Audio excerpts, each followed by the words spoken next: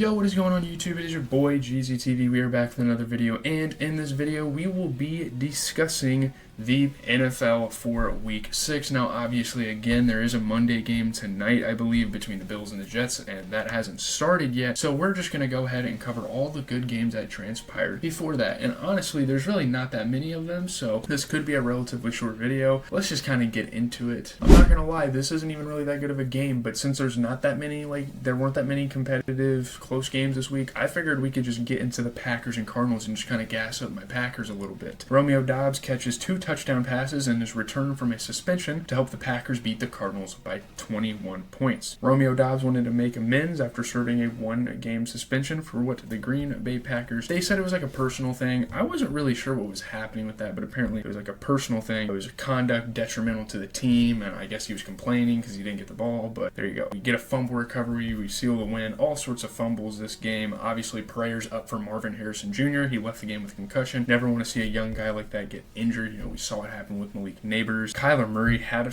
a couple really good plays, obviously. There were some elements to, some of the games he's had earlier this season. Jordan Love just chucked it up, and Romeo Doubs got it. And also Christian Watson doing the Lambeau leap after a huge touchdown. So just looking at it, I mean, Kyler Murray didn't play bad. 22 for 32 and a touchdown. I think he did fumble the ball, though. Benson had 5 carries for 26. So really wasn't much going this game in general. Jordan Love, 22 for 32, 258 yards, 4 touchdowns. He did throw a pick, but he isn't just the type of player that is going to go ahead and throw picks. I feel like he is very much a risk taker. He's very much a Brett Favre type of player, so that's interesting. Honestly, Trey McBride was kind of a problem for us this game. He had 8 catches for 96, and obviously Christian Watson had a pretty good game as well. 3 catches for 68 and a touchdown. A lot of ball distribution on the Packers side, just kind of showing their talent at that wide receiver position. There you have it for that game. Next game I would like to talk about is the Washington Commanders and the Baltimore Ravens game. Lamar Jackson outduels Jaden Daniels, and Derrick Henry runs for 2 touchdowns as the Ravens beat the Commanders by 7. Again, Lamar Jackson kind of finds himself this week in another battle against a LSU quarterback, and a really good one in the league so far at that. Lamar Jackson threw 9 passes to Zay Flowers in the first half and never went to him again. Mark Andrews rebounded from a ball bouncing off his hands from interception to catch his first touchdown pass of the season, and obviously Derrick Henry was Derrick Henry. I mean, again, the Ravens offense is just way too good. We've seen this before. 2 touchdowns for Derrick Henry today. Terry McLaurin had a touchdown on 4th and goal for the Commanders. This was a really, really good game, and shout out to the Commanders. They're actually a super good fucking football team. Yes, Mark Andrews, fantasy owners can kind of rejoice after him actually scoring a touchdown for once. I think Terry McLaurin had 2 touchdowns. And again, Derrick Henry, just an unstoppable fucking force for the Ravens. Just looking at some things, just a really good game between these 2 quarterbacks. Jaden Daniels, 24 for 35, 269 yards. He threw for 2 touchdowns. Lamar Jackson, 20 for 26, 323 yards, and a touchdown. He did throw a pick, but when you have a guy like Derrick Henry going out there, 24 carries, 132 yards, and 2 touchdowns, one of the most unstoppable running backs in the league, and probably of the last 5-6 years, you can kind of get shit done with that. Obviously, Zach Ertz had 4 catches for 68. It's really cool to see the veteran, still making a difference for that squad. And Zay Flowers, in the first half, had 9 catches, 132 yards. Really helped them get the momentum going in the pass game. Shout out to those guys. We are back, and we are here to talk about the Browns and the Eagles game. This was actually way closer than anyone could have ever imagined. Jalen Hurts throws 2 touchdown passes as the Eagles hold off the Browns. They win by 4. Perhaps indignant that Eagles fans had chanted for his firing, Nick Sirianni could not button up his mouth, couldn't keep his mouth shut in the final seconds. Philadelphia's coach, already a habitual trash-talking offender, put a finger on his right ear and chirped at fans. I don't know. I mean, a lot of people were kind of complaining about that on Twitter. Eagles fans were kind of like, what the hell is this guy doing? That's understandable, but I don't know. You guys were kind of saying he should be fired. Not really sure how that works, but Jalen Hurts, finding receivers wide open. This was a pretty easy game for them. Obviously, it was close, but still, there were a lot of easy plays that were made by the Eagles. Yeah, that is so weird that Nick Sirianni yelled at fans. Myles Garrett had that unbelievable blocked kick, which really kept the Browns in the game, and it went to a touchdown. A.J. Brown had a nasty touchdown in his return. Shout out to him for coming back. Jerome Ford kind of got hobbled up, which is bad because Nick Chubb's not even back yet, so hopefully he's all right. But yeah, Deshaun Watson, 16 for 23, 168 yards. Jalen Hurts went 16 for 25, 264 yards, 2 touchdowns. One of his more consistent games of the season. Strong Jr. for the Browns had 8 carries for 43. Pretty slow offensive game. Amari Cooper had 4 catches for 42. And A.J. Brown in his return had 6 catches, 116 yards, and a touchdown. So shout out to the boy there. That is awesome. That's extremely clutch. Exactly what we need for my fantasy team, even though I'm probably going to get cooked in both of my leagues. And as of now, I shit you not, we only have 2 more games to talk about. So we're going to start the Colts and the Titans game. Good old divisional matchup.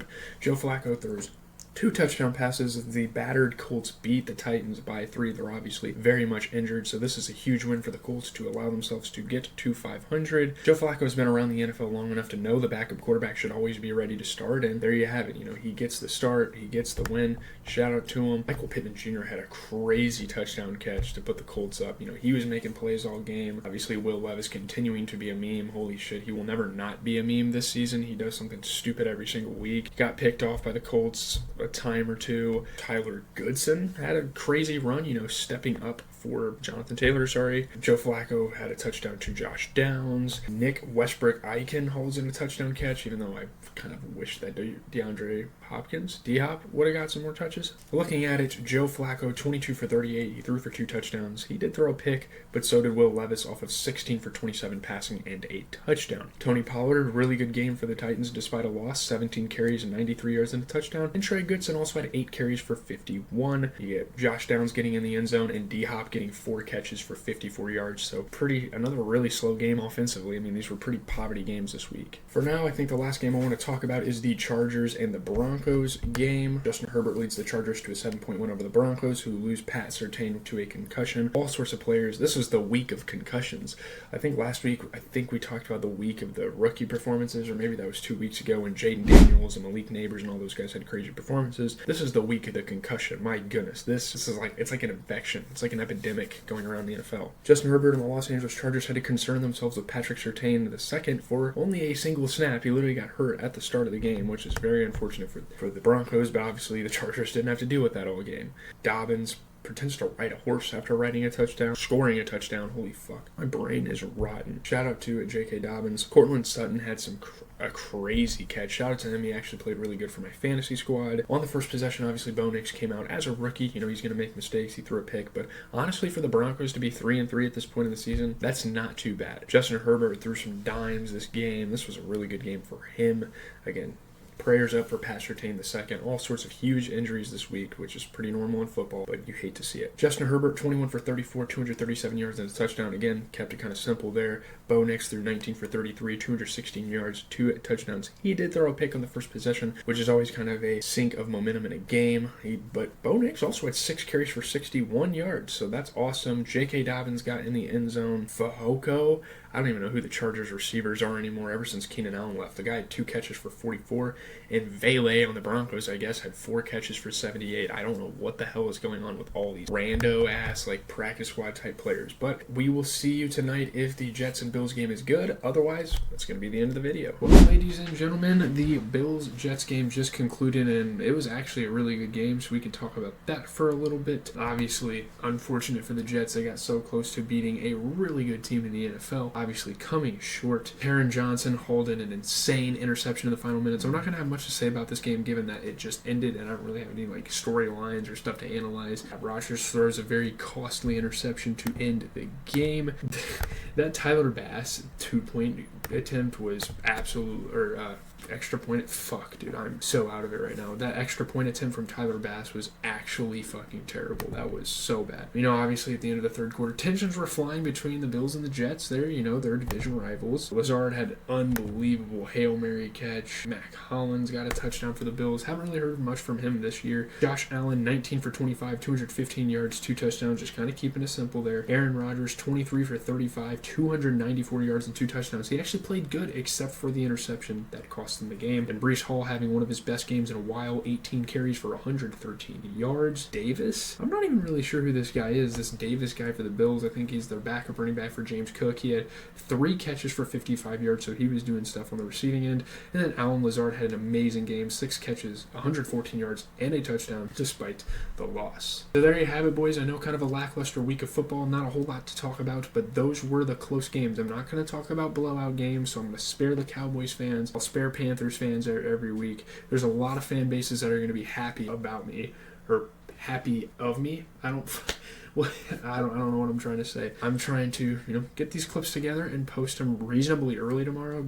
I have about an hour 45 till I want to go to bed here, so I'm probably just going to throw the clips together, do some editing and stuff, and then get it out for you guys. This is going to be a really short video given how many games that were actually like competitive and good this week. So I'll get back to you guys on that. A Ghostbusters 2 review is coming out soon, and we're going to try to continue with the franchise, kind of down the line as we go. So hopefully you guys enjoy the video. Again, if it's lackluster, it is what it is, but leave a like, comment, and subscribe. Your boy's got a lot on his plate. Have a good rest of your guys' night.